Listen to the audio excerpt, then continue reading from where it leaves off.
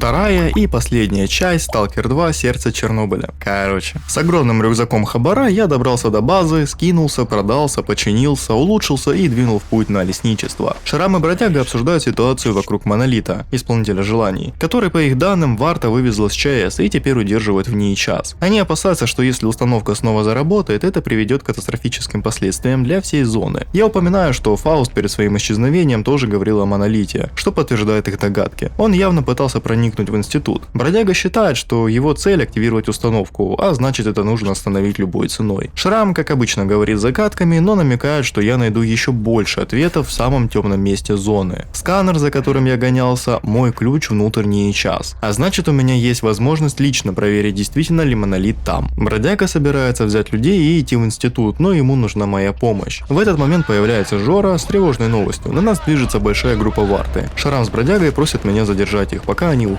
После того, как с Вартой было покончено, я двинулся в сторону НИИ час, а по пути меня перехватили сталкеры на мосту. На самом деле, кто кого еще перехватил, но это не важно. Чуть дальше я нашел какую-то заброшку, и на ней меня привлек кодовый замок на двери. А рядом с ним стояло здание, где было несколько трупов и куча зомби. На втором этаже был контролер с ошейником. Все-таки продолжение квеста быть, и это классно.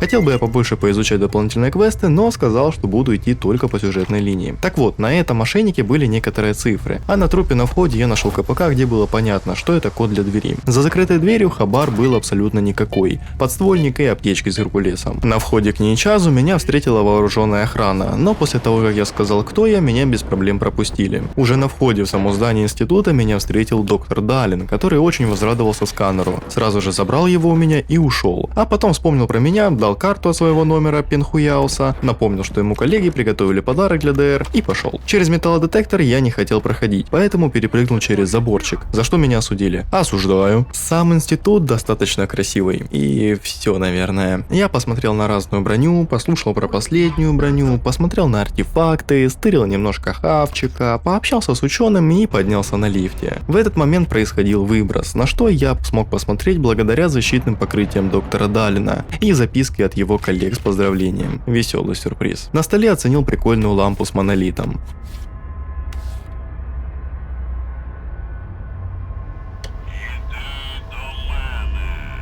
После того, как я поспал в кровати Далина, со мной связался Бродяга и сказал, что он уже на месте. И достаточно важно, чтобы у меня все получилось, так как здесь серьезные меры предосторожности. Из колонок доктор Далин уже вовсю огласил, что скоро они подключатся к генераторам и смогут контролировать их дистанционно. Доктор Далин рассказал, что Нейчас научился выращивать артефакты, но альфа-артефакт оказался уникальным. Он преобразует электричество в пси-поле и является ключом к удаленному подключению к генераторам, некой установки севернее ЧАЭС, которая является источником зоны. План Далина подключиться к генераторам и использовать их силу для научного прогресса, но внезапно системы тревоги сообщают о нарушении в лаборатории криптобиологии. Из-за этого Нейчас вводит аварийный протокол, блокируя все исследования, что мешает Далину проверить альфа-артефакт. Он злится, ведь Варта со всей своей высокотехнологичной оружейной программой бессильна против аномальных явлений. Я предлагаю разобраться с проблемой по-сталкерски, без бюрократии. Далин соглашается и отправляет меня к доктору Кривенко, который работает в лаборатории криптобиологии и может знать, что вызвало тревогу. Но Далин предупреждает, аномальный сбой в лаборатории – это необычное явление зоны. Защитные системы Нейчас еще никогда не давали сбоя. При встрече с Кривенко он мне рассказал очередную хрень по поводу этих аномалий, по поводу протокола гида, выращивания, предупредил, что возникла пространственная аномалия, ну то бишь телепорт, и дал пистолет.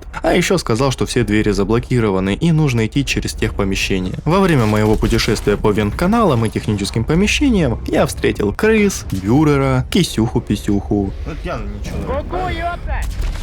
Лаборанта, который запер себя и дал ключ от склада, подопытного зомби. Потом запустилась какая-то программа Страж, которая подготовила солдат к зоне. Я сначала прошел через аномалии, потом разгадал сложнейшую загадку с кнопочками. Конечно же, встретил кровососа, куда ж без него. Закрутил несколько вентилей и в конце концов нашел парочку стволов, чтобы продать. После всех этих испытаний я дошел к телепорту, который переместил меня в подземные туннели со снорками. А там меня ожидала встреча со старым знакомым, который должен быть мертв. Решил поплавать, как оказалось, утонул. Герман признается, что знал о ценности альфа-артефакта с самого начала, но не собирался делиться этой информацией. Он хотел присвоить заслугу себе, а не Далину, и уж тем более не мне. Он также раскрывает правду о втором карибском эксперименте, провальном проекте Далина, который спровоцировал появление аномалий и артефактов за пределами зоны. Но самое важное, этот эксперимент разрушил мой дом, и все в НИИЧА знали об этом, но скрывали правду. В конце Герман говорит, что настроил пузырь, который может вернуть меня назад. Теперь у меня есть шанс лично сказать Далину, что я думаю о цене его прогресса. За время телепортации меня пытались 2 раза убить. Первый раз стадом кабанов, а второй раз меня заперли с псевдогигантом. По возвращению со мной связался Далин. Он меня, конечно же, похвалил за мою работу и сказал, что меня ожидает сюрприз. К счастью, он не знает, какой я сюрприз подготовил для него. Я попал в новую комнату с какой-то очень огромной установкой, а сверху в рубке управления меня уже ожидали. Коршунов и Далин обсуждают эксперимент, а я наконец-то получил шанс поговорить с Далиным напрямую. Узнав, что именно второй карибский эксперимент разрушил мой дом, я теряю самообладание и хватаю его за горло. Но Далин только ухмыляется. По его словам, это не его вина, а вина самой зоны. Коршунов вмешивается и перекидывает вину на людей Шрама, которые якобы напали на лабораторию и сорвали эксперимент. Но самое главное, монолит теперь находится в НИИЧА, и Далин хочет его активировать с помощью моего альфа-артефакта. Этот научный гений считает, что монолит это просто устройство, создающее иллюзии, но я-то знаю, чем заканчиваются игры с зоной. Когда Коршунов предлагает отправить солдат, чтобы проверить артефакт, я перехватываю инициативу. Если кто-то должен это сделать, то только я. После того, как монолит заработал, появилось 2 фантома стрелка. Первый из них, когда стрелок загадал, чтобы человечество было уничтожено. Я напомню, что там были прерывистые видения, а потом он остался стоять в темноте. Вторая же желание стрелка, чтобы зона исчезла, где он ослеп. Также я увидел один фантом, где уже Скиф загадывает, чтобы все это закончилось. После чего Коршунов говорит, что эта мышеловка еще работает и приказывает своим бойцам убить меня. Я не понимаю только одного. Как здесь показаны концовки Тени Чернобыля, когда истинная концовка, что стрелок убивает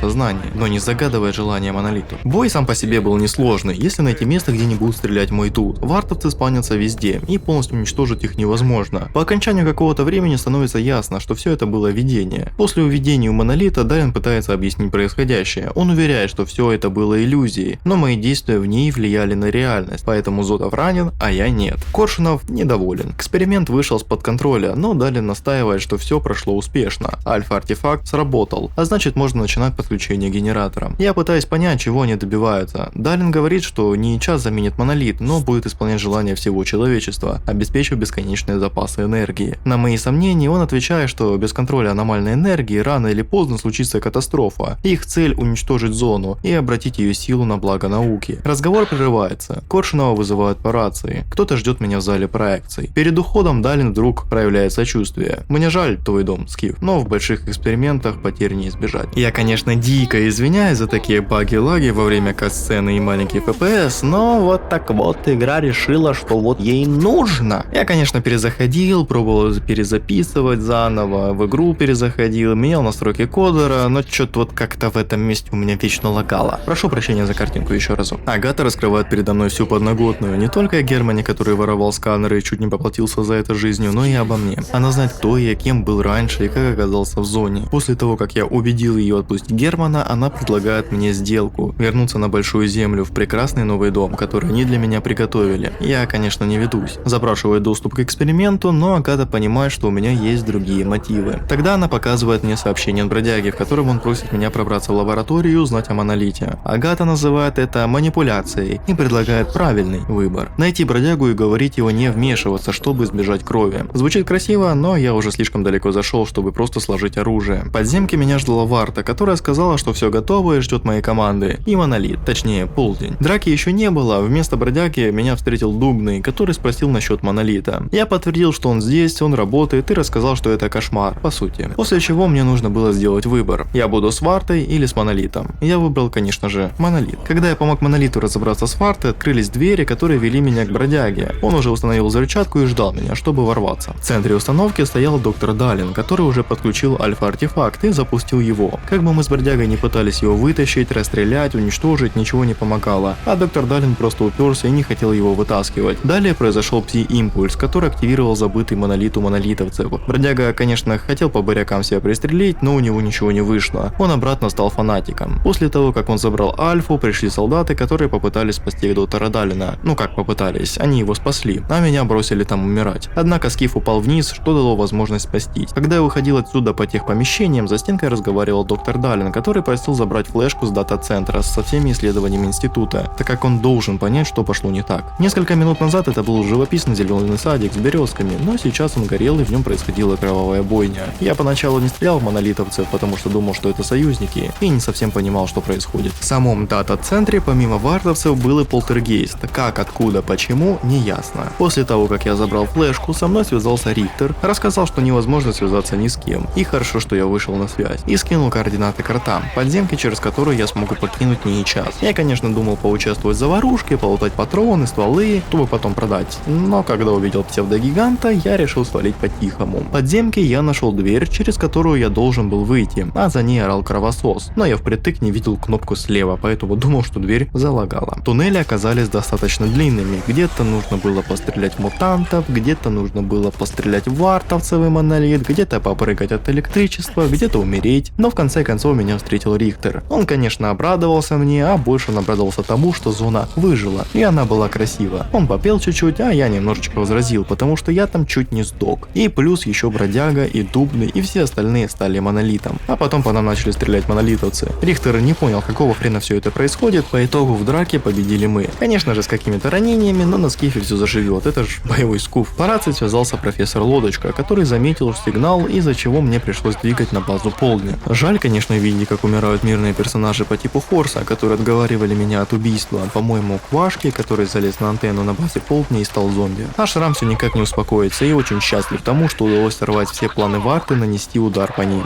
К слову, по пути на Дикий остров рядом с туннелем на меня напала Химера. К счастью, были рядом бочки, на которые я смог забраться и стреляться от нее, потому что она сожрала немеренное количество патронов. Когда я подходил к Дикому острову, а точнее к базе Тихого, из монолита здесь никого не было. Однако были наемники, которые выполняли чей-то заказ и выбивали у профессора Лодочки информацию. Я спас его. Профессор Лодочка рассказал мне, что произошло с Полднем после моего ухода. Бродяга с группой бойцов отправились на операцию, а остальным велели готовиться к обороне. Затем раздался мощный сигнал, после которого Полдень словно обезумел и начал скандировать что-то про монолит. Источник сигнала неизвестен, но ясно одно, это был не природный выброс, а работающее устройство, вероятно, связанное с прошлым монолита. Проблема в том, что в подземных помещениях, где оно скорее всего находится, токсичный газ, и без исправной вентиляции туда не добраться. Хорс, который должен был все починить, погиб. Мне пришлось его застрелить, иначе он бы убил Рихтера. Лодочка уверен, что Хорс сам бы никогда не выбрал монолит, значит с ним что-то сделали. Чтобы проникнуть в убежище, мне нужно починить вентиляцию. Хорс уже начал ремонт и даже заказал запчасти у Тихого. А Лодочка передает мне его записи, они должны помочь разобраться, что делать дальше. Когда закончится вентиляция, вход в подземелье будет на северо-востоке базы. Спустя несколько секунд после Лодочки был услышан диалог вояк на сфере. Оказывается, к ним тоже пришел Полдень во главе с Сухиным. В бывшем магазине Тихого я забрал предохранитель, а уже в бывшей базе Полдня царила тишина и запись Бродяги насчет складов. Ах да, также я нашел здесь самодельный монолит с переносной установкой, который, кстати, можно разрушить. Не знаю, конечно, для чего, но я это сделал. Также услышал еще один диалог вояк, но уже на Терриконе. Они сообщили, что монолитовцы идут, и идут они скорее всего на дугу. А еще там работает снайпер. Бродяга и есть снайпер, лучший снайпер монолита. В самой базе меня встретил, конечно же,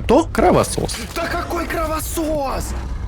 Ну какой кровосос? Да, а кто же еще на пустой базе? Сразу появился Кровосися. К большому счастью, сундучок мой здесь и остался. Я смог дотащить этот тяжелый рюкзак и скинуть все. Разгрузившись, я пошарился по базе, открыл склад монолитовский, где была броня, РПГ и несколько патронов. Сейчас мне нужно починить вентиляцию, чтобы избавиться от ядовитых газов и дальше спокойно пройти. Но я захотел проверить одно место, где видел Дубного и Фауста. Мне казалось, что там должно что-то происходить интересное. Но как вы помните, мост там был разрушен. Однако я смог туда допрыгнуть прыгнуть через решетку. И там была закрытая дверь, но она была решеткой, через которую летели пули. И так я смог отбить замок. И мне не нужно было прокладывать весь этот путь через ядовитые газы, предохранители, вентиляцию и бла-бла-бла. Однако я посчитал, что это какое-то читерство, откатился назад и прошло все как нужно было. Сначала пропаркурил, вставил предохранитель, пробежался по дикому острову, зашел в пещеру, которую, к слову, находил ранее, однако не мог здесь находиться из-за этих ядовитых газов. Я думал, конечно, что нужно какой-то супер-пупер костюм, который защитит меня, однако оказалось все проще. Это была предосторожность разработчиков, чтобы сюда не совались игроки. Я прошелся тут и попал туда, куда попал ранее. Здесь же забрал излучатель. Со мной связался Рихтер, который рассказал мне информацию, где сейчас находится Шрам. Он также сказал, что Шрам знал, что я вернусь в убежище не с пустыми руками, и сказал принести мне это в целостности, так как это может помочь будущему делу. А Рихтер предупредил меня, чтобы я с ним был осторожнее. Перед тем, как я ушел с базы Полдня, со мной связался Лодочка, который уже был у себя в бункере, и сказал зайти к нему. Возможно, он сможет помочь мне с тем, что заставило Полдень снова обратиться к Монолиту. Лодочка пытается связаться с уцелевшими людьми Полдня, но никто не отвечает. Он надеется, что хотя бы те, кто был за пределами острова во время сигнала, выжили. Я показываю ему найденное устройство, и он узнает в нем излучатель, прибор, которым управляли бойцами Монолита. Он передает команды через сеть X, и монолитовцы не могут им сопротивляться. Лодочка видел отдельные детали подобных устройств и даже использовал их для добычи энергии. Он признается, что получил их через контрабанду, не сообщая об этом бродяге. Одним из его поставщиков был Шрам. Я спрашиваю, сколько таких устройств может быть, и Лодочка вспоминает, что в перехваченных сообщениях Фауст просил своих людей связаться с братом Сухиным, чтобы узнать, закончил ли тот что-то на сфере. Похоже, это был еще один такой же излучатель. Теперь Лодочка осознает, что его действия, пусть и непреднамеренно, помогли Фаусту привести Полдень к Монолиту. Однако он не собирается уходить в его дом здесь. Он надеется, что не все потеряно, и открывает связь на общей частоте, чтобы попытаться найти выживших. Перед тем, как идти к Шраму с излучателем, я захотел заглянуть на сферу и посмотреть, что происходит там. А когда я проходил к малой зоне, уже Монолит вовсю буянил. И не только в малой зоне, по всей зоне. Короче, здесь был сталкер, который отбивался от Монолита. Я решил ему помочь, но в нескольких попытках его убивали. А в одной все же он смог выжить, однако он стрелял по мне, и я не мог понять почему. Я не думаю, что здесь настолько все проработано до деталей, но единственная причина — это броня на мне, Монолит. На сфере была жесть, одним словом. Я не знаю, как описать все происходящее, но количество Монолита здесь сопоставимо с количеством Монолита на всей ЧС в конце, в самом финале. Очень много перестрелок. Я нашел здесь кабинет Сухина, где был потайной вход. В нем хранились документы о истории болезни, из чего стало ясно, что у него была амнезия. И он воевал с отрядом Монолита, где чудом, в кавычках, конечно же, смог выжить единственный из всего отряда. В самой верхней точке тоже было много Монолита, и еще там был Сухин. После всех перестрелок я забрал излучатель и КПК Сухина, в котором было сообщение от Фауста, что время пришло, брат. Также у меня висело необязательное задание поговорить с Припоем, но я его не нашел, хотя пробежал всю базу. Возможно, не все, но я его не нашел. Пробегая мимо Залесья, ко мне поступило сообщение с просьбой о помощи, и я все же бежал мимо, решил заглянуть. Помог я отбиться от Монолита, но не до конца. Здесь был большой сайд-квест, несколько сайд-квестов, которые я очень сильно хотел бы пройти, и скорее всего пройду уже, когда буду играть для себя, на более высоком уровне сложности, изучая всю зону до мельчайших деталей, но это будет для себя. Так вот, рассказать, о чем здесь было, я не могу. Однако, когда я убежал из Залесья и уже приблизился к Шраму, поступило сообщение, что Залесья больше не существует, здесь обосновался Монолит. Шрам получает от меня излучатель и сразу переходит к делу. Он собирается использовать его против Варты, которая готовит атаку на дугу, ключевую точку в зоне. Я сомневаюсь в его методах, но Шрам заявляет, что жертвы неизбежны. Он рассказывает свою историю, как раньше пытался просто выжить, но однажды Варта уничтожила его отряд, и теперь он мстит. Я разбиваю излучатель, но Шрам показывает, что у него их много, и предлагает мне сделать выбор: либо помочь ему, либо стоять в стороне. Шрам также признается, что снабжал Лодочку и Фауста излучателями, но подчеркивает, что профессор использовал их неосознанно. Теперь наша цель — не дать Варте уничтожить зону. Для этого нужно подготовить ловушку на дуге. Меня отправляют к технику Штепселю за контрольным излучателем. Штепсель выдает мне устройство и предупреждает, что лучше с ним не играться, иначе можно превратиться в зомби или попасть под контроль Монолита. Мое задание — подключить излучатель к установке в заброшенном комплексе под заводом Луч, после чего начнется настоящий бой. Перебил я местную Варту и добрался до подземной лаборатории. Нашел запись диктофона, где некий исследователь прибыл в комплекс Луч, чтобы уничтожить любые данные, связанные с проектом X. Он обнаружил архивную аудиозапись доцента Орлова о первом успешном тестировании. Ему повезло, что эти данные не попали к посторонним, ведь они буквально были на виду. Он продолжает искать следы проекта X, особенно связанные с переделкой дуги в пси-установку. Находит обрывки информации о создании карты ноосферы и ее взаимодействиях с пси-пространством. Но состояние комплекса оставляет желать лучшего. Большинство документов уничтожено, а оборудование буквально рассыпается в руках. Исследователь начинает паниковать, он натыкается на помещения, которых нет даже на картах. Он ругает МОЗ за плохую информированность, а затем обнаруживает кодовый замок, который придется вскрывать вручную. В этот момент на него что-то нападает. В это же время звучит архивная запись. Доцент Орлов зачитывает протокол второго тестирования дуги в ноябре 1976 года. Запуск идет по отсчету, фиксируется пси-сигнал, обработка данных начинается. Но потом Орлов резко пропадает. Повалил я бюрера и поставил излучатель. Немножко пофанило, но я оттуда быстренько ушел. На обратном пути опять пришлось разбираться с вартой. Когда я прибежал к дуге, здесь уже ожидала меня Искра и сам Шрам. Он объяснил мою задачу, свою задачу, задачу Искры. Короче, они будут разбираться с вартой, отвлекать монолит, а я должен захватить узел связи, который поможет контролировать всю дугу. Также придется разобраться мне с местным лидером монолита, то бишь Фаустом. Захватить узел связи было достаточно легко, как и разобраться с Фаустом. Но оказывается, я его не убил, потому что Шрам сказал, что он снаружи сражается с вартой. Так как патронов у меня было не густо, я решил, чтобы варта с монолитом разобрались сами. Я в конце помог, а когда вышел, оказывается, Фауст жив. И он что-то наподобие контролера с пси-способностями, потому что он порождает фантомы, которых не должно быть. По окончанию всего со мной связался Шрам, который объяснил мне, что это все были фантомы, и Фауст что-то наподобие мутанта, а варта больше не является проблемой, точнее, главной проблемой. Сейчас это Фауст, и для того, чтобы с ним разобраться, мне нужно разобраться с его фантомами, и нужно найти профессора Озерского на Малахите. Малахит — это что-то вроде научного центра, и его охраняет МСОП, вояки, которые не очень дружелюбно ко мне относились и даже не хотели пускать туда. Однако, когда я рассказал, что был на дуге и выжил, они такие: да, вот это красавчик, ладно, проходи. Я встретился с профессором Озерским, директором НТЦ Малахит. Он сразу дал понять, что не потерпит вмешательства в работу центра, но если проявлю себя, смогу получить задание от его сотрудников. Я спросил его о фантомах Фауста, как он создавал двойников в бою. Озерский не хотел говорить об этом, но все же объяснил, что это наведенные иллюзии, вызванные пси-излучением в тау-диапазоне. Ни хрена непонятно. По его словам, Фауст, вероятно, использовал старые технологии осознания, той самой группы ученых, которая излучала искажение реальности и управление сознанием. Когда я спросил, где можно узнать больше об их разработках, Озерский сказал, что это уже невозможно. В 2012 году осознание было уничтожено стрелком. Тот добрался до генераторов, отключил исполнитель желаний и расстрелял всех членов группы. Они пытались изменить ноосферу, очистив ее от темной стороны человеческой натуры, но их эксперимент вышел из-под контроля и породил зону. Я передал Озерскому архивы НИИ-ЧАС, которые я добыл после сигнала. Он был впечатлен, но предупредил, что их анализ займет много времени. Однако, чтобы ускорить процесс, он предложил мне перезапустить объект зеркала. До 2008 года его использовали для изучения наведенных иллюзий, и если я восстановлю связь между ним и Малахитом, Озерский сможет извлечь оттуда информацию. Задача была проста: запустить центр визуальных проекций и перенастроить антенну. Правда, настройка могла потребовать особых условий. Чем старее техника, тем сложнее с ней работать. Озерский посоветовал мне найти инструкции для персонала объекта, чтобы разобраться с оборудованием. На этом он завершил разговор и оставил меня разбираться со всем этим дерьмом. На станции было весьма пусто, и куча трупов валялась. Активировать достаточно просто было. Нужно было просто вставить предохранитель, просто повернуть рычаг и все. Однако после этого просто встали трупы, и они стали зомби. Пройдя чуть выше по лестнице и вглубь самого здания, к приборной панели, чтобы запустить установку зеркала, я встретил контролера, с которым пришлось разобраться. Однако запуск был невозможен, потому что нужно было освободить рельсы от посторонних предметов, а в данном случае посторонним предметом являлась химера.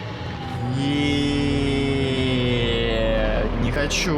С которой тоже пришлось разобраться. Также здесь были диктофоны, в которых ученые рассказывали насчет пси-установок и иллюзий, которые они способны делать. Как казалось, эксперимент вроде как и удачный, а вроде как и неудачный, потому что все, кто работал над этим экспериментом, поставили на реабилитацию, а самого профессора отправили на большую. Итак, химера убита, а зеркало запущено. Со мной связался профессор Озерский, который сказал мне отличную информацию. Он получил доступ к материалам и сказал, что за наведение иллюзий отвечает проект контролер, но содержание засекречено, открытых данных нет. Однако есть список ученых, который занимался над этим проектом. Он никого не знает, зато знает человека, который, возможно, может рассказать что-то об этих ученых. И зовут его Рихтер. Также он сказал, где его искать, а именно в баре Стуринген на Ростке. Я немножечко почувствовал себя Шрамом из той самой катсцены, где зомби на него не обращали никакого внимания. Я встретился с Рихтером, чтобы найти нужных мне людей. Он удивился, как быстро я завожу полезное знакомство, но все же согласился помочь. В разговоре он упомянул, что после сигнала в зоне появился появился Стрелок, настоящая легенда. Говорят, он набирает людей в новую группу, потому что его не устраивает текущее положение дел. Я спросил, что случилось с его старой командой, а Рихтер лишь заметил, что не всем удалось пережить поход к Монолиту. Но на самом деле, мы все знаем, что произошло Клыком и Призраком. И если я хотел узнать его планы, мне нужно было найти его самому. Но Рихтер предупредил, пока я работаю со Шрамом, лучше к Стрелку не лезть. Он никому не доверяет и ни с кем не сотрудничает. И может он и прав. В зоне вообще нет людей, которым можно доверять. Когда я показал Рихтеру список тех людей, кого разыскивал, он узнал только одного – Двупалова. По его словам, это ворчаливый тип, который постоянно пьет, живет в старом укрытии и не разговаривает ни с кем, кроме тех, кто принесет ему особый ошейник с мутанта. Когда-то он использовал их в исследованиях, а теперь собирает из ностальгии. К счастью, у меня уже был такой ошейник, как раз того контролера. Как удачно я туда забежал. Рихтер скинул мне координаты укрытия и пароль на вход, поводок. Также посоветовал не отказываться, если Двупалый предложит выпить, так разговор пойдет легче, но пить с ним наравне не советуют, перепить его невозможно.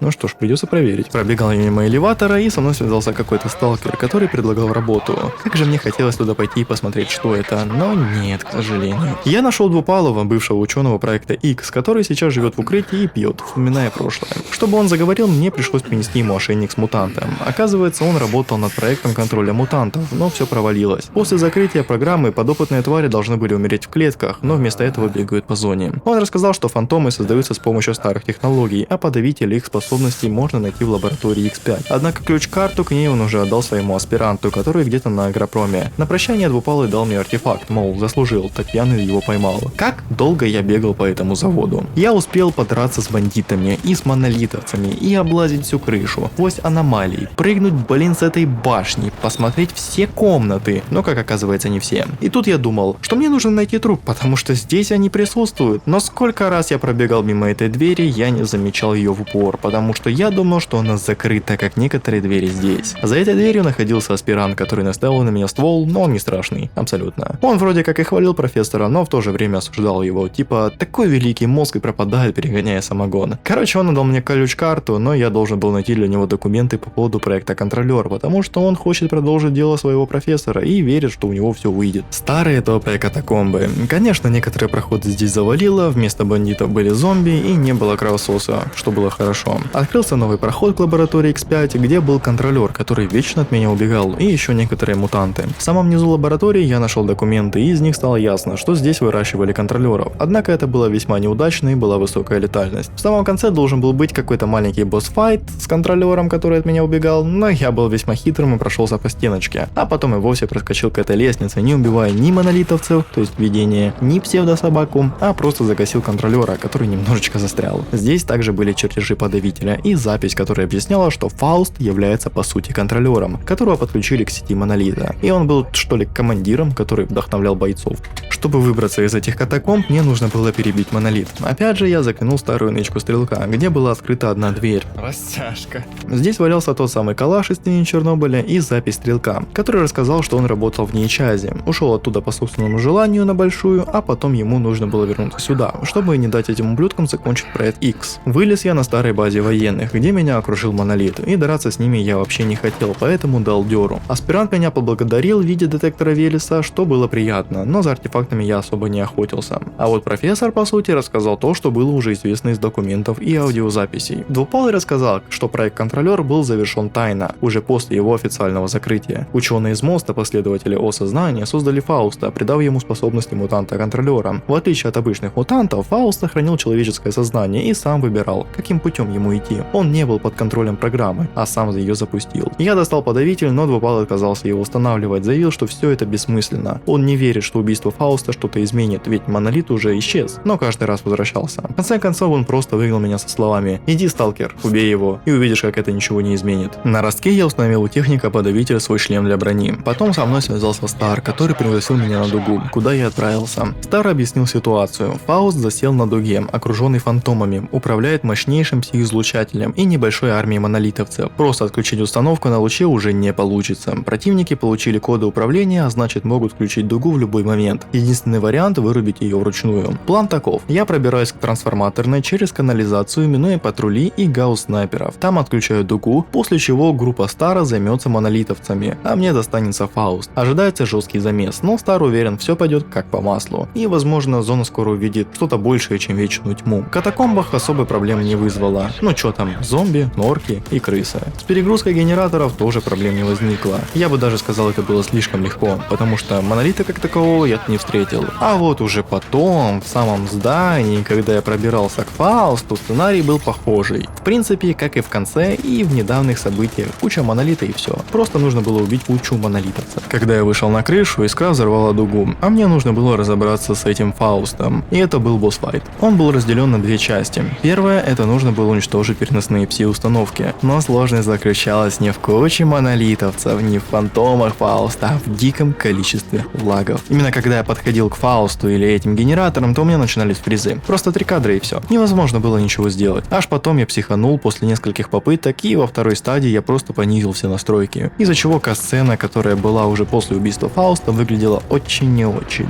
Но по-другому я бы этого не сделал. Кстати, убил я его смешно. Закидал гранатами. По окончании он переместил меня на дугу, где он уже не был слепым, на удивление. Я очутился в каком-то странном месте, словно между жизнью и смертью. Он назвал меня посланцем Монолита, утверждая, что я исполняю его волю, и теперь пришел за ним. По его словам, Монолит даровал счастье избранным, но ни один сталкер не был по-настоящему доволен. Он говорил загадками, утверждая, что зона это не то, чем кажется, и что я увижу ее по-своему, если пойду своим путем. Затем я очнулся. Шрам вышел на связь, спросив, жив ли я и что с Фаустом. Узнав, что тот мертв, он даже немножечко посожалел, мол, Фауст умел по-настоящему верить. А такие люди в зоне большая редкость. Однако времени на философии не было. Шрам велел обыскать тело Фауста, там должно быть что-то важное, а именно его кулон. После этого он ждет меня в Малахите. Здесь же на дуге собралась искра, которая разыгрывала трофеи после боя. Однако они были не все довольны моему присутствию. Также отсюда я узнал, что Стар отдал жизнь ради того, чтобы взорвать дугу. В Малахите Шрам привел меня к какой-то установке, заявив, что найденный мной ключ изменит нас всех. Он настоял, чтобы я приложил его к пульту. Как только я это сделал, передо мной появился представитель, сущность, называющая себя осознанием. Он объяснил, что осознание продолжает существовать в ноосфере, несмотря на попытку стрелка их уничтожить. Когда ученые Нейчаза пытались повторить карибский эксперимент, они нарушили структуру ноосферы, изолировав сознание, существующее в ее пространстве. Теперь осознание хочет восстановить баланс с помощью сияния, некого процесса, который позволит всем разумным существам обрести бессмертие в ноосфере, без боли, страданий и ограничений. Шрам, услышав это, заявил, что всегда чувствовал, что светлая зона реальна. Однако разговор прервал Рихтер. Он сообщил, что бойцы Варты пытаются прорваться внутрь. Шрам попросил меня задержать их, пока он будет эвакуировать профессора. Бой с Вартой оказался достаточно сложным. Я, конечно, понимаю, что у меня не супер-пупер оружие, как я понял потом, которое подходит, потому что мне нужно сделать выстрел 4-5 в голову, чтобы убить экзоскелет вартовский. Короче, я умирал здесь достаточно часто, а также словил баг с лифтом. Весьма интересный баг. После кучи Варты, с которой пришлось перестреливаться и отбиваться, в моменте у меня даже закончились патроны. К счастью, был винтарь с патронами. Я встретился со Шрамом, который меня похвалил за безупречную работу и сказал, что нужно связаться с представителем снова. Но для этого нужно найти стрелка. Он знает, где соединяются все визиографы. Однако, где он, неизвестно, потому что это легенда зоны. К счастью, в группе стрелка, в бывшей группе, находилось несколько человек. Некоторые из них умерли, но остался доктор, который является сам по себе легендой. И его видели последний раз в Рыжем лесу, поэтому двигаю туда. В Рыжем лесу я первым делом отправился в лагерь охотников, где увидел сцену, как двое стоят над полуживым сталкером. Спросив их, что происходит, они объяснили, что постарались наемники, которые ищут доктора. А после уже моего вопроса насчет доктора, они подумали, что я из наемников. Однако мы там все порешали. Они рассказали, что доктора неизвестно где искать. Кто-то верит в него, кто-то нет. Кому-то он помог, а кому-то не помог. Короче, они дали координаты места, где это все произошло, и уже там я найду какие-то зацепки. На месте я обнаружил 2 котиков, которые предоставили немножко проблем, а также рюкзак с КПК Сивова. Он объяснил ситуацию, что вместе с Тундрой попали в засаду, и у Тундры дырка на все пузо. Наемники это сделали, охотясь за доктором. Сивова они отправили как послание для сталкеров, а Тундру оставили там вместе с аномалией, где последний раз видели доктора. Пройдя чуть ближе к этим аномалиям, я увидел труп Тундры, заминированный, кстати, и КПК, где он предупредил, чтобы доктор сюда не лез, так как это засада. Последний раз наемников видели у деревни, но когда я туда пришел, там были одни трупы. В самом доме был полуживой наемник, которому я помог, и он рассказал, что это все сделал доктор. Он прошел сквозь аномалии, перестрелял всех снайперским выстрелом, короче, положил всех.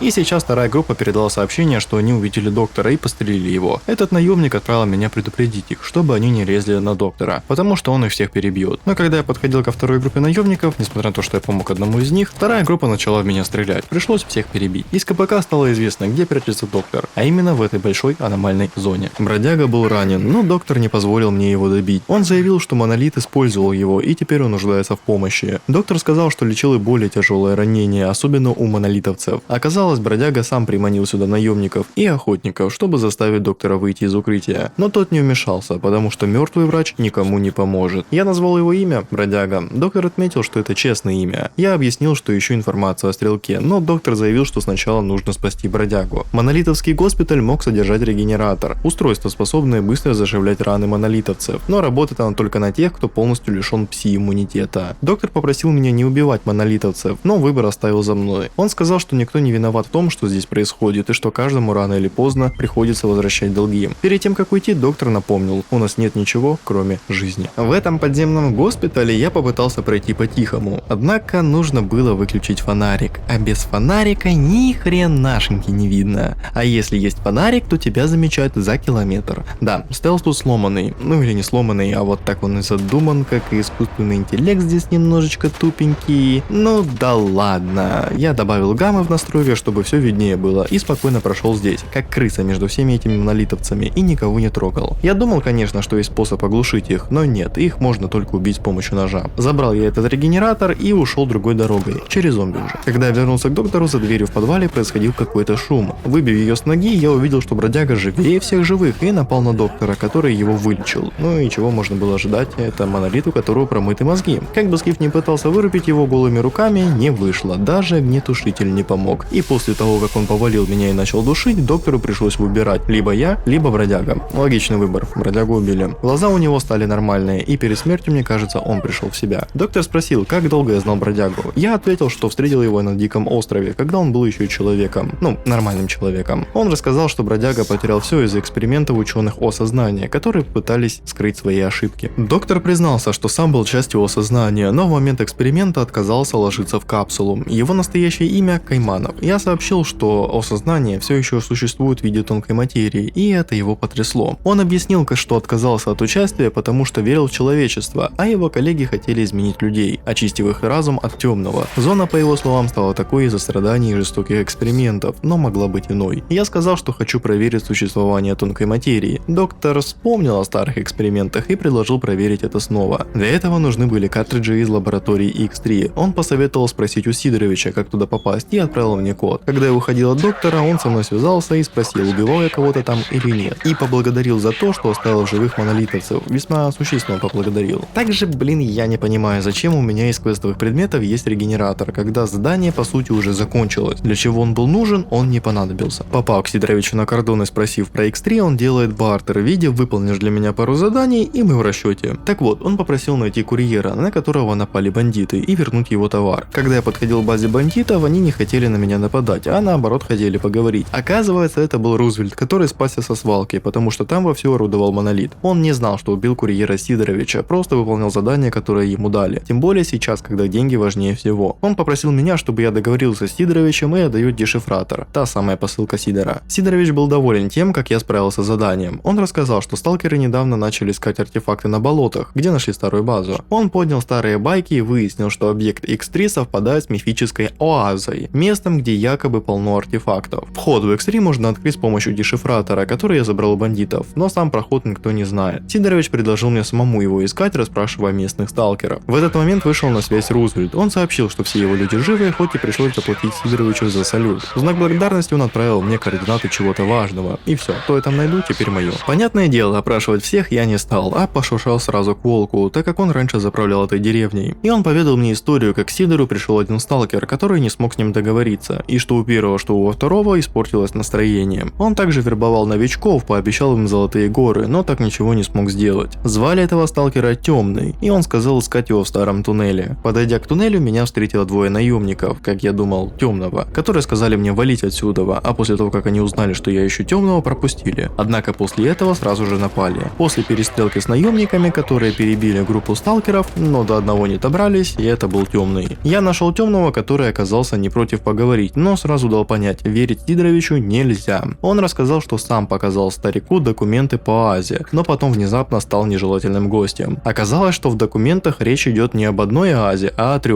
но это лишь кодовое название. Настоящий вход в лабораторию Сидорович либо не знает, либо специально дал мне ложные координаты. Темный предложил сотрудничество. Он знает, как пройти лабиринт внутри лаборатории и открыть замок, который без него не вскроешь. Но прежде чем мы отправимся, мне нужно забрать кое-что важное из хрона. Координаты он скинул, а сам будет ждать у входа входа в лабораторию. Забрал в туннеле маячок Тихого с координатами входа в X3. В самой X3 меня уже ждал темный, однако не все так просто, туда не попасть, потому что лифт обесточен, и поэтому мне нужно через вентиляцию дуть и запускать его вручную. После запуска лифта встретиться с ним опять не вышло, потому что двери заржавели и пришлось двигаться дальше. Он через парадный, а я через черный, к огромным таким дверям. Кстати, здесь был путь еще на сферу, в малую зону. Так вот, открыть их нужно было по порядочку. Я достал дешифратор, начал открывать, сработала сигнализация и полезли снорки. А потом, когда я их перебил, он уже мне сообщил, что «Слушай, я тут забыл, оказывается, с твоей стороны надо карточкой провести, а с моей стороны подтвердить, что ты там». Короче, такая вот странная система. После открытия этой двери, темный пошуршал куда-то вперед, а потом начал сообщать мне, что на него напали и вообще он пропадает. Короче, я пошел дальше и попал в комнату с кровососами. Не с одним, а уже с двумя. Посложнее, да. Как бы конец игры надо совать более сложные испытания, но все те же кровососы. Разобрался я с ними благодаря своей смекалочке, забравшись на стеллажи и не потратив особое количество здоровья. Но была все еще задача встретиться с темным. Его зажали какие-то мутанты, и чтобы он выбрался, было нужно разблокировать все двери, чтобы он мог сбежать. Через пустые коридоры и склады я добрался до пульта управления и открыл ему дверь. Потом передо мной была огромная территория. Казалось бы, что здесь может быть? Псевдогигант? Ох и живучая эта скотина. Я в моменте подумал, что мне не хватит патрон, хотя я начал с собой таскать дробаш, автомат и винтарь. Еще и перезаряжаться было проблемно, потому что он на бегу не перезаряжается.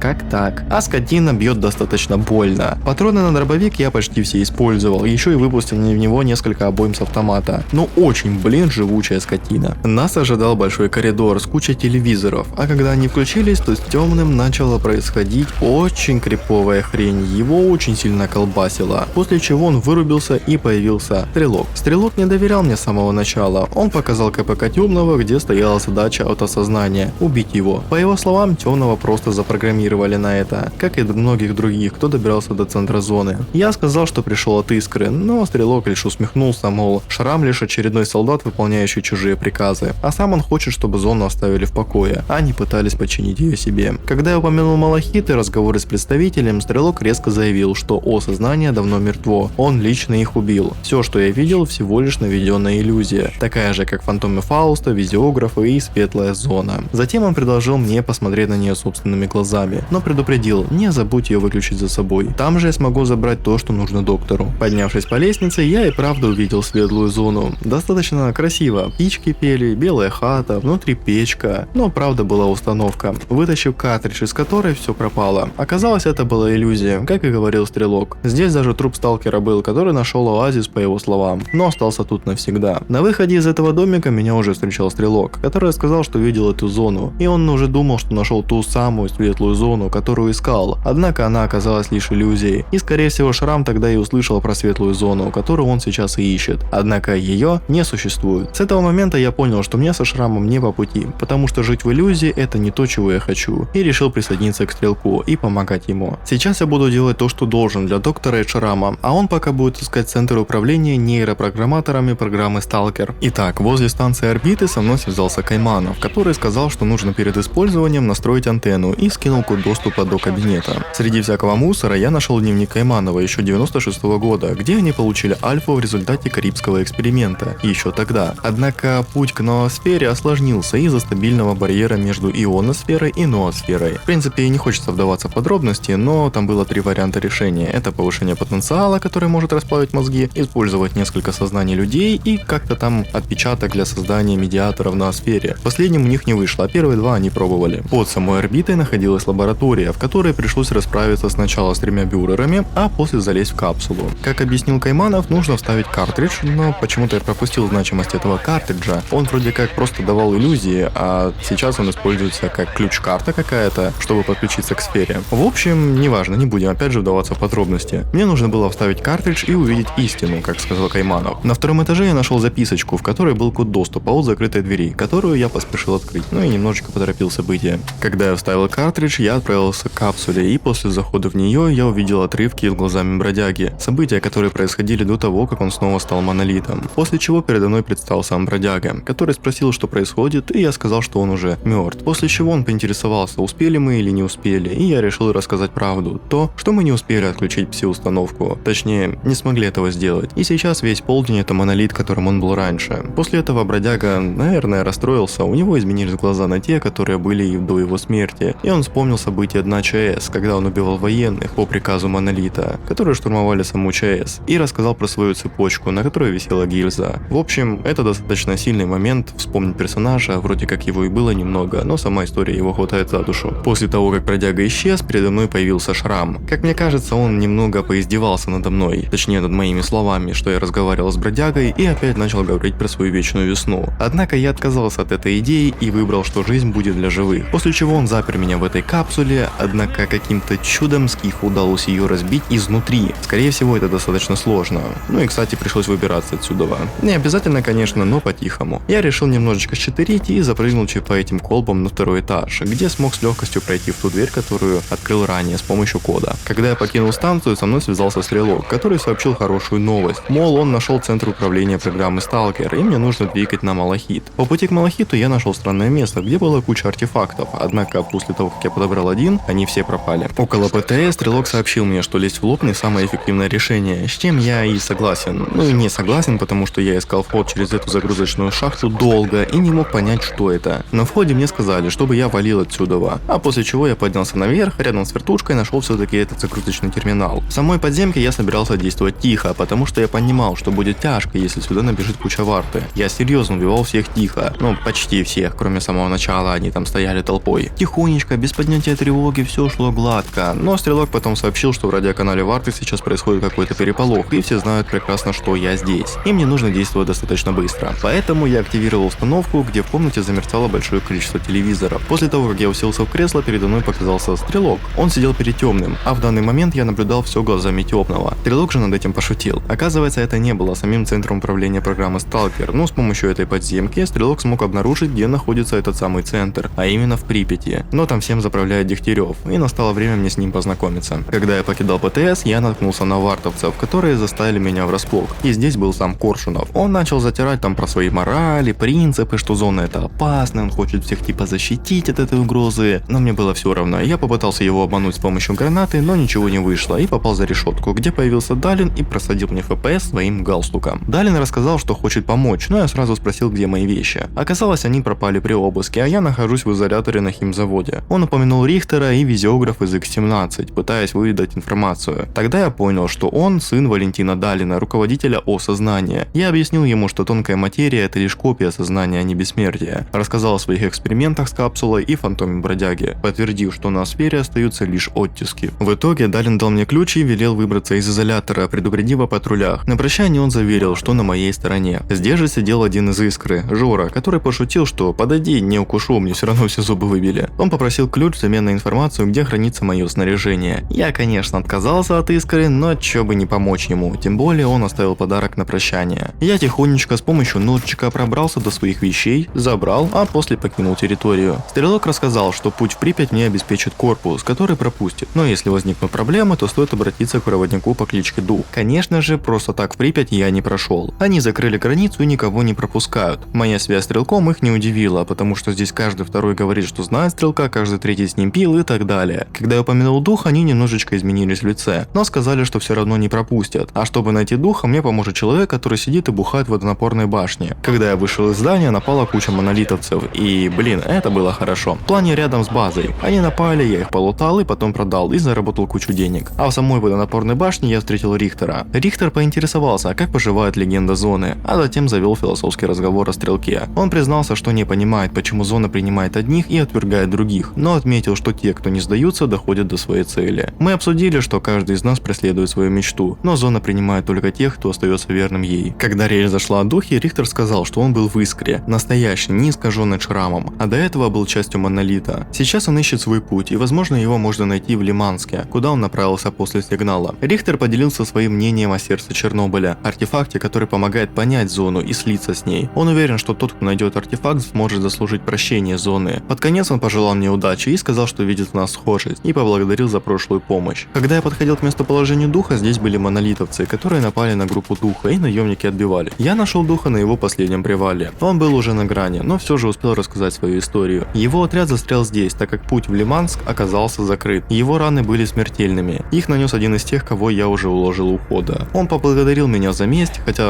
сказал, когда умираешь, это уже ничего не меняет. Дух так и не смог добраться до Припяти, хотя знал обходные пути, и все это время пытался найти свой уголок в зоне, который потерял после возвращения Монолита. На мой вопрос о сигнале он ответил, что спасся благодаря бункеру, экранированному Озерским, и выразил надежду, что с ним все в порядке. Когда я упомянул Стрелка, Дух оживился. Он сказал, что даже не думал, что сможет помочь самому Стрелку, и передал мне координаты бункера, где оставил модифицированный сканер аномалий. Еще он попросил меня передать привет Стрелку. На прощание я сказал, что он найдет свой дом, если сможет добраться до Лиманска. Он поблагодарил меня и за это, и за то, что нашел его. А я поблагодарил его в ответ. В этом бункере я нашел тот самый модифицированный сканер, который позволяет убирать аномалии. И нашел фото состава Искры, настоящей Искры, в которую входили Тополь, Дух, Змей и Булава. Но то, что сейчас зовется Искрой, это самозванцы, а настоящих убила Варта. Также наверху был схрон, в котором находился монолитовский экзоскелет, но я этого как всегда не снял. После чего я его улучшил, чтобы можно было в нем бегать, нарядил его экранированными контейнерами под артефакты и прочими улучшениями. Сдавать этот сканер я не хотел и двинулся своими силами через подземный ход. А чтобы к нему добраться, нужно было пройти вот этот вот ураган. Кстати, использовался довольно забавный звук и очень распространенный, когда падало тело сталкера из этого урагана. Когда я нашел этот подземный лаз, я установил сканер, и он убрал аномалии. Однако, мое мнение такое, что это электрическая аномалия, которую можно было пройти с помощью обычного болта. Тут уж ничего сложного и не было бы. Путь к Дегтяреву лежал через какую-то аллею между высотками, где на протяжении всей дороги я встречал трупы сталкеров. На них были патроны и винторезы, чему я был рад. А далее нужно было отбить атаку Монолита на ДК Энергетик, в котором находилась база сталкеров и сам Дегтярев. Я добрался до ДК, а там уже Дегтярев и Рихтер. Последний, как обычно, шутит, что я сам себе армия. Дегтярев не в восторге от моего появления, но разбираться особо некогда. А я сразу перехожу к делу. Зачем он помогает Стрелку? Оказывается, Дегтярев пытается не дать никому проникнуть в подземную часть города, даже если для этого придется ее уничтожить. Он сталкер до мозга костей, говорит, что если придется, то он тут и умрет. Спрашиваю, что здесь делает корпус. Оказывается, они держат ДК как последний аванпост, где можно перевести дух и пополнить припасы. В общем, своя война. Ситуация в Припяти, по его словам, полная жопа. Помимо Монолита, тут еще и Варта и Искра, и они явно еще то же, что и я. А мне нужно попасть в подземку. Но вход, который был под ДК, Дегтярев завалил, не хватило людей для обороны. Других путей нет, Рихтер уже все проверил. Теперь остается только искать информацию. Есть два варианта: архивы в кинотеатре Прометей или документы по операции Фарватер в прачечной. Прометеи могут быть карты военных объектов, но мутанты там заправляют. Прачечной когда-то была ставка военных, и там, возможно, есть зацепки проходы в подземку. Правда, сейчас это место накрыло аномальным полем. Первый на очереди был Прометей, в котором сначала был бой с Кисюхой, а потом я нашел КПК Вартовца, где были координаты, куда мог отправиться отряд с найденными документами. После этого был Кровосися, какие-то зеленые ядовитые заросли и разваленная прачечная. И я нашел документы по эвакуации, подписанные Дегтяревым, и еще старую флешку с информацией. По пути к универмагу, а это первая точка, где может сидеть отряд Варты, я наткнулся на оленя, который испугал меня. Я забежал в здание, потому что мутанты не заходят в здание, но это было исключение. В универмаге меня ждали монолитовцы, а Варты не было. А на второй точке меня ждали зомбированные, в том числе и Варта, вместе с контролером. С одного вартовца я снял КПК с картой подземного военного объекта Фундамент, и на нем были оставлены отметки. После этого все остальные задания были не важны, и нужно было двигать Дегтяреву. Когда Дегтярев посмотрел на документы, найденные мной, он сказал, что есть два входа через Полесье и Оливию. Скрытые методы меня не интересовали, поэтому я выбрал Полесье, чтобы идти на пролом. А в это время Дегтярев пойдет через другой вход, чтобы зажать врага в тиски, через Оливию. Идти одному мне не нужно было, со мной пойдет группа, которая будет ждать уже на месте. На месте встречи с группой я сначала забрался наверх, чтобы найти тайничок, в котором была снайперка, патроны и вот такой вот энергетик, особый, который, кстати, у меня есть. И вот так вот из группы меня встречает один полудохлый член отряда, который говорит, что все пропало и они уже здесь. То Варта, от которой пришлось отстреливаться. Как хорошо, что база буквально находится за этим углом. После этой перестрелки нужно было починиться. И я уже решил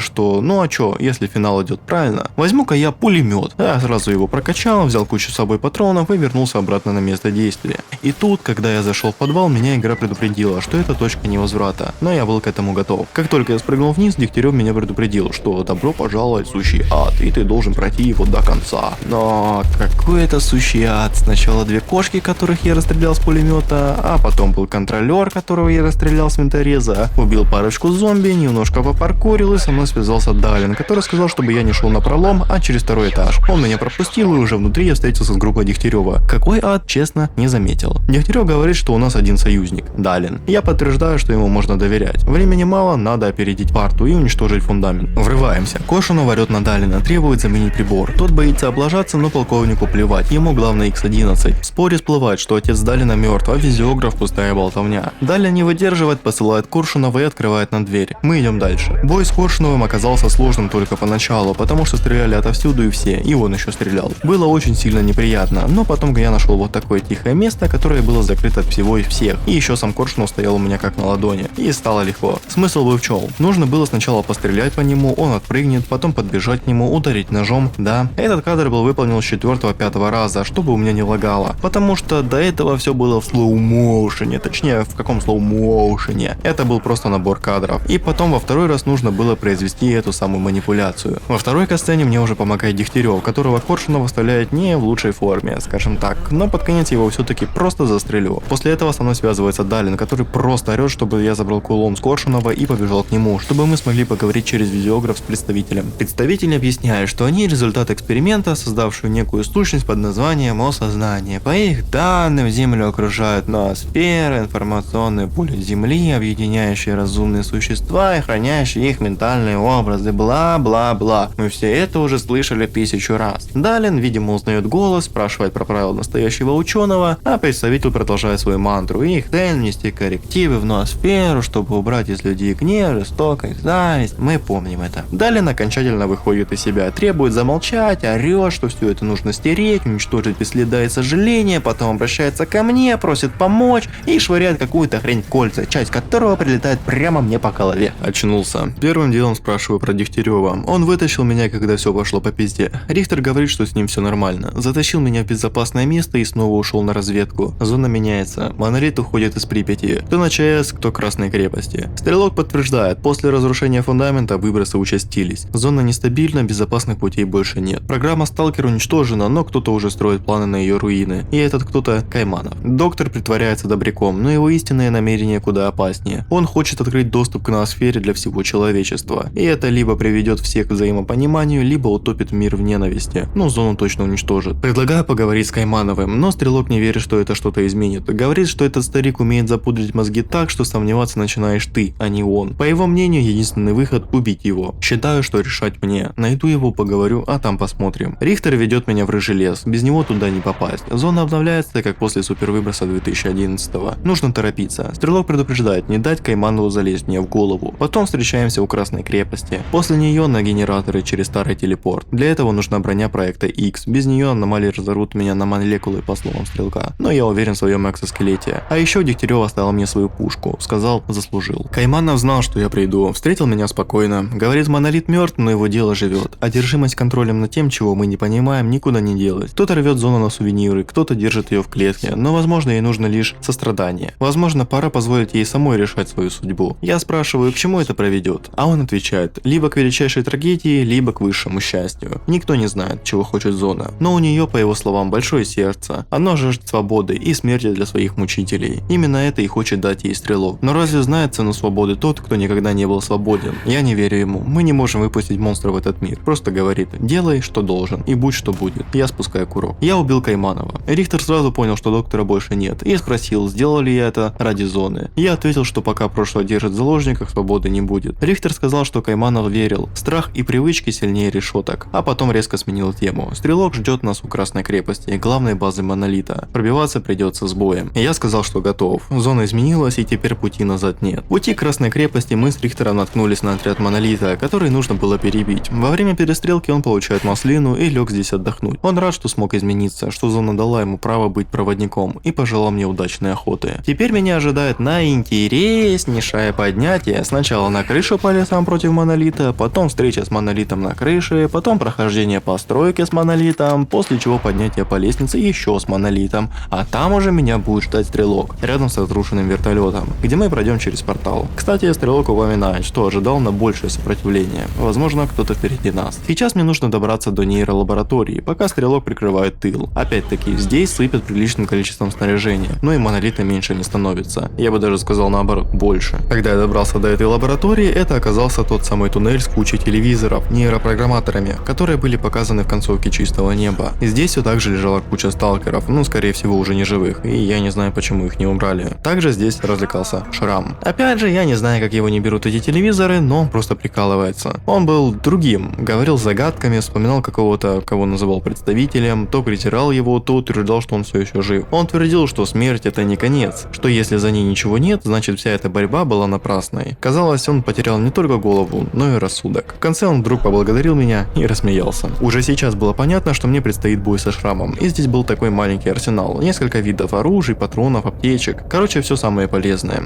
Изначально я думал, что это будет как бой с Коршуновым, я очень много в него стрелял, но сначала стоило привыкнуть к его гаусс-пушке. Однако от нее мансить было просто, можно было пострелять, присесть, пострелять, присесть, пострелять, присесть. Я выпустил в него очень много патронов с пулемета и с автомата, но ему было все равно. Я даже с гаусс-пушки в него пострелял, а потом спустя время я нашел кнопку, которая включала телевизоры, и после его реплики «еще раз себя поймать», я понял, что мне нужно его заманить, а после того, как он зайдет в зону действия телевизора, нажать на кнопку. И так нужно было повторить 3 раза, после чего он умрет. С него я подобрал гаусс-пушку, КПК и ту самую гренку, которую он жарил ближе к началу игры. Кстати, как я еще говорил в первой части, Шрам был запрограммирован на кое-что другое, а именно возрождение проекта X, что становится понятно с его КПК, в котором расписаны пункты по активации визиографа и получению дальнейших инструкций. После того, как я убил Шрама и добрался до грузового лифта сквозь монолит, я нашел стрелка, который немножечко был подбит. Стрелок рассказал, что X7 внизу, но лифт не работает, его охраняют бывшие люди Коршунова, которые еще до зоны были спецотрядом. После воздействия его сознания они стали первыми в монолите. Стрелок думал, что они давно мертвы, но сигнал вернул их на пост. Он передал мне пропуск, который Дёготь снял с полковника, и сказал, что без него к ним не попасть. Теперь моя задача прорваться и перезапустить лифт. Последним испытанием перед концовкой было уничтожение отряда Гранит. Да, признаюсь, я здесь парочку раз помер. Почему? Просто гаусс-пушки. Но опять-таки ничего сложного. Засел сверху, где тебя не достают снизу, и просто расстреливаешь всех с гаусс-пушки. Все. Как только отряд был уничтожен, а система управления лифтом перезапущена, я побежал навстречу к стрелку, где уже была концовка. На самом деле, мое мнение изменилось, когда я прошел игру до конца, так как она продолжает лор. Она рассказывает, что было после Чистого неба, что случилось со Шрамом, так как это было очень интересно, потому что Чистое небо оставило открытую концовку. Она рассказала судьбу стрелка, она рассказала, что случилось с зоной, и по-хорошему это должна стать последняя часть. Хотя, опять-таки, здесь встает вопрос о истинности концовки. Кто-то говорит, что истинная концовка со стрелком, а кто-то считает, что истинная концовка со Скифом, так как он является главным персонажем. Как по мне, истинная концовка будет, скорее всего, со стрелком. Это уж точно не Варта и не Шрам, потому что у Шрама одна из ужаснейших концовок, где все становятся зомбированными и по сути мертвыми, а Варта это просто контроль всего и всех. А Стрелок, он просто ее запечатывает. Скиф, наоборот, делает зону везде. Я считал, что это проходная часть, потому что здесь немеренное количество багов, которые портят большое впечатление. И история в начале, она не такая насыщенная, не очень сильно завлекает. Когда я сидел с друзьями и обсуждал второй Сталкер, мы затронули тему багов. И то, что я не замечал их, когда играл в первый раз, потому что мне нравилось. Мне было все равно на эти баги, мне была интересна сама история. Да, это был энтузиазм, в принципе, вышло продолжение культовой игры, и мне было все равно на эти баги. Но когда уже дошло дело до монтажа, я посмотрел на их количество и стал считать это проходной частью. Плюс ко всему, прохождение второго Сталкера я взял перерыв где-то на месяца 2, что снижает интересность истории раз так 50, как мне кажется, потому что забываешь некоторые моменты. Но сейчас, пройдя ее до конца, я понял, что это не такая уже плохая игра. Просто нужно, еще ждать, пока идет до конца. Поправят баги, улучшат некоторые моменты и аспекты игры. Мандоделы это, конечно, делают, к примеру, увеличение дня, потому что здесь день, он проходит минут за 5, наверное, максимум 10, я не засекал, но по ощущениям это так и есть. А ночь длится в раз 5 дольше. Также есть проблема со стелсом. Хотелось бы иметь возможность оглушать противников, а не убивать их сразу. И само обнаружение вызывает несколько вопросов. Когда тебя видят за километр и преследуют, кстати, тоже очень-очень долго. И есть вопросы по поводу баланса. Вроде бы куча видов оружия, а также куча патронов, но урон зависит не от патрона, а от самого оружия. То есть калаш становится буквально бесполезным к середине игры. Вначале он полезен, к середине уже это бесполезный кусок дерьма. И единственное оружие, которое можно в принципе более-менее с легкостью получить в начале игры, это винторез. И он уже будет на протяжении всей игры полезным, но патроны к нему очень дорогие, и их не так уж и часто можно найти. Монстры, к монстрам у меня вопросов нету. Единственное, это химера и псевдогигант, которые, терпят очень большое количество патрон. Я смирился с кровососом, типа, да, окей, на сложности ветераны выше, они чувствуются хорошо, но химеры и псевдогиганты, как по мне, они слишком перебафанные. И не только над этим, есть еще над чем поразмыслить, узнать что-то новое, какие-то новые баги обнаружить. В общем, нужно это все исправлять. А история мне понравилась, сказать ничего не могу. В принципе, на этом все. Не забывайте подписываться на канал, ставить лайкосики, оставлять фидбэк в виде комментариев. комментариев, зынкать в колокольчик, хотя можете про него забыть, как и я про него забываю. Все, всем удачи.